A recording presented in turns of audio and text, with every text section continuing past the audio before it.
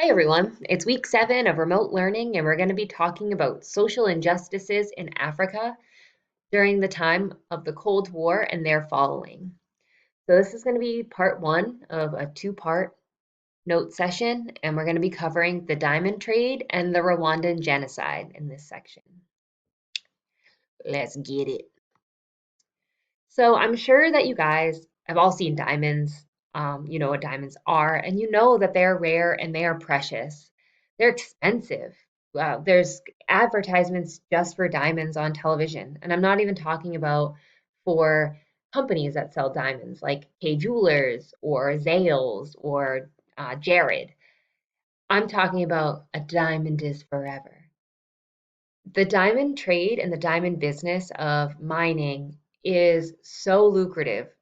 So much money is made from diamonds because of the emphasis on how rare they are. A diamond is what you give your honey when you get engaged because it's supposed to represent eternity. It's supposed to represent strength and how precious and rare that relationship is. But prior to diamonds being mined in Africa, other people used other precious stones like emeralds, sapphires, rubies, and pearls. So, what's up with these diamonds? So, let's talk about it. The first diamond in Africa was mined in 1867, and it was given from a person in South Africa, a young man, to a European salesman. That European salesman, knowing how rare and how unique this diamond was, displayed this very large diamond at the World's Fair, and they nicknamed the diamond Eureka. Like Eureka, that's a term that is a lot of times associated with gold mining in the United States. Eureka is something you say when you find something that is precious and that is unique and important or will make you a lot of money. Like Eureka! So after diamonds are found in Africa, people start looking across the continent for more of these stones. And there actually aren't that many diamonds in South Africa, which is interesting because you think like the Eureka diamond was found there, they got to be everywhere, but it's actually in, um, like more of the western coast in that region. So there's been movies and songs about the diamond trade, and I'm sure you may have heard of the movie Blood Diamond. So we're going to talk about that in a second. There's also songs, like rap songs about diamond trade. Kanye West did a song called Diamonds Are Forever, and it talks about the diamond trade.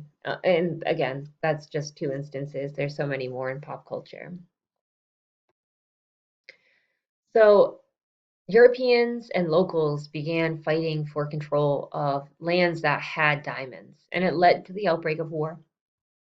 And what happens is, as World War One happens and as World War Two happens, a lot of these European countries have to abandon their colonies in Africa. And by abandoning those colonies, they're abandoning these diamond mines. And these local regimes are starting to take over. So, in order for a European country to leave a former colony, like a British colony in Africa, governments had established this policy of instituting a democratic or people centric government before exiting. And European nations tried to establish these stable governments before they left. And then all these corrupt rebel forces ended up moving into these areas and overthrowing these governments. And diamonds from these regions that were occupied by local governments that were overthrown by rebels are often called blood diamonds. Blood diamonds are mined by slave and child labor, and they use fear tactics to force people into these labor situations, and it increased violence in these countries, and that's where the term blood comes from, that these are not mined with people in mind. So here are some places commonly associated with the blood diamond trade. So Sierra Leone, Liberia, Ivory Coast, Democratic Republic of the Congo, and Angola. So specifically in Sierra Leone, which was a real focus and a real hotbed of diamonds, in 1991, this rebel group, remember rebel groups are militant groups that are against democratic governments.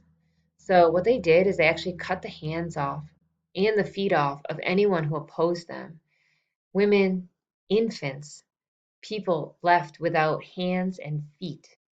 More than 30,000 people were killed as a result of these rebels coming in and overthrowing the local government, and it was all over controlling these mines, these diamond mines, so that these governments, these rebel groups, could make money, buy weapons, and continue enforcing. So in 2003, after a lot of these rebel groups had moved into those countries and were instituting these policies that were just really inhumane, the Kimberley Process of Certification Scheme was established by the United Nations to have a way to certify that diamonds that enter the marketplace, so when you go to the mall and you buy a diamond, or you go to a jewelry store anywhere across the country and buy a diamond, you can request this certification to say that it was not mined by rebel groups. It's not a blood diamond, that it's from a stabilized local government. And initially, when this entered the marketplace here, this KPCS, it was pretty effective at forcing local governments to kind of take their ground because these rebels weren't able to make money off the diamonds. But over time, this KPCS actually has lost its ground. So, actually, going back here really quick. So, there's an article if you want to read the article about this. So, a lot of times people will refuse to wear diamonds or will ask for other types of engagement rings and things like that because a lot of times diamonds are associated with inhumane processes. So, this is something that is still going on. All right, we're going to talk about the Rwandan genocide really. So typically, if we were in class, we would watch Hotel Rwanda, which is a film about the Rwandan genocide. So just background history on this. Even back to like the 15th century, there are two groups, or were two groups, that had control of Rwanda. It was the Tutsis and the Hutus. And the Tutsis were like the ruling wealthy class, and the Hutus were the worker or peasant class. And, think back to like your French Revolution, how having class designations, cultural differences creates animosity. So when Belgium came over and took control of Rwanda back in the 1800s, they used the differences between the Tutsi class and the Hutu class to basically like divide and conquer, to establish power. And when the Belgians left, Rwanda was left in this place of division. So in 1959, the Hutus started this nationalist party and started killing Tutsis. And it was to try to overthrow them because for hundreds of years the Hutus had been oppressed. And this eventually led to a civil war between the two groups from 1990 to 1993. Eventually, there was a ceasefire ordered where the two groups named their own presidents, and things seemed to be settling down where the presidents were going to be working together to create a divided Rwandan state. Just so you know, these are images from the Civil War. A lot of the Rwandan genocide and time before is associated with these machetes. And we'll talk about that in a minute. So in 1994, a plane that was carrying both presidents, so the president of the Hutus and the president of the Tutsis, was shot down, and both presidents died, among other advisors, in this crash. And what happens is each side blames each other about who actually shot down the plane. just as they were making strides. And the radio comes on, and it's the national radio, and they say, "Stay in your homes." And Hutu extremists went on killing rampages of the Tutsis and Hutu moderates. So anyone who was against this Hutu extremist policy, so all these Tutsis who had been in power and the Hutus who were trying to work toward peace, basically get killed. Ordinary citizens are locked in their towns, and their neighbors are going around with machetes and just killing them.